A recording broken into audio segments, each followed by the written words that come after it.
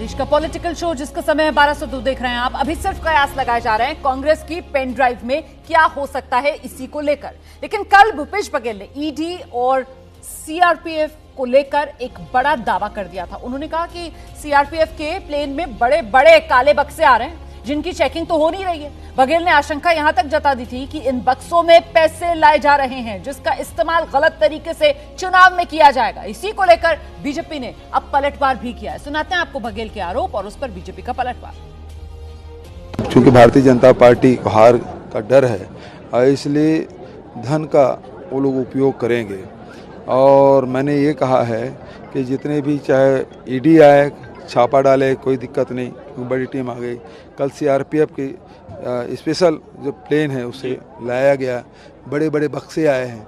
तो निर्वाचन आयोग से मेरा कितना आग्रह है कि वो जो गाड़ियां हैं चाहे सीआरपीएफ की जो जा रही है चाहे वो ईडी के गाड़ी जाए अधिकारियों की गाड़ी जाए सबको चेक करना चाहिए। मुझे लगता है कि मुख्यमंत्री बहुत भयग्रस्त हुए हैं, इसलिए मेरा टूर होगा तो बोलेंगे, सीआरपीएफ की आएगी तो बोलेंगे।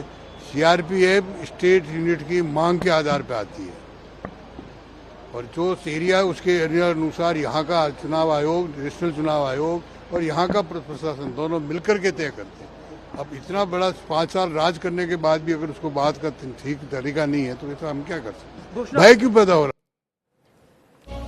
तो देखा आपने किस तरीके का ये सियासी वार पलटवार कांग्रेस और बीजेपी के बीच। और इस बीच आज जबकि बीजेपी को घोषणा पत्र, संकल्प पत्र जारी करना है, उससे पहले ये जो पोस्ट सामने निकल कर आए हैं, एक कांग्रेस की तरफ से किया गया है, दूसरा छत्तीसगढ़ के मुख्यमंत्री की तरफ से किया गया है और कहीं ना कहीं सस्पेंस बढ़ा दिया है। मेहमानों से जरा चर्चा कर लेते हैं। क्या लग रहा है अभय जी, क्या हो सकता है इसमें?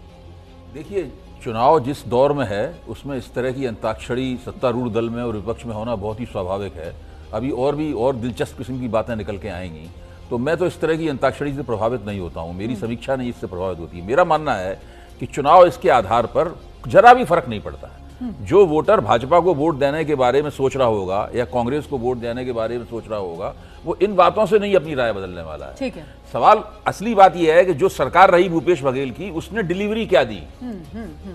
अगर उसने डिलीवरी अच्छी दी होगी तो वो चुनाव जीतेगी। अगर डिलीवरी अच्छी नहीं दी होगी तो आप कोई भी लाभार्थी बना लें, कोई हवाई जहाज के बारे में बयान कहा दे दें, जाता है ना कि साहब जो पक्का वोटर है किसी भी दल का, उसको तो टारगेट या प्रभावित करना मंशा होती ही नहीं है ना। सारा खेल तो स्विंग वोट्स के लिए किया जाता है ना, उसी को प्रभावित करना। Very good point Romana you raise. See, मैं अभय के साथ 100% हूं। ये जितनी ड्रामेबाजी होती है अंततः इसका कोई असर नहीं होता है। बट जो अनडिसाइडेड होता है उसको आप परसेप्शनली खींचने की कोशिश करते हैं, धारणा के आधार पर कि देखिए अब ये पूरा कुछ जो भी निकल कर आएगा उसका मूल मकसद क्या होगा। मूल मकसद ये होगा कि कांग्रेस चाहेगी बीजेपी को ये साबित करना कि ये लोग करप्ट है।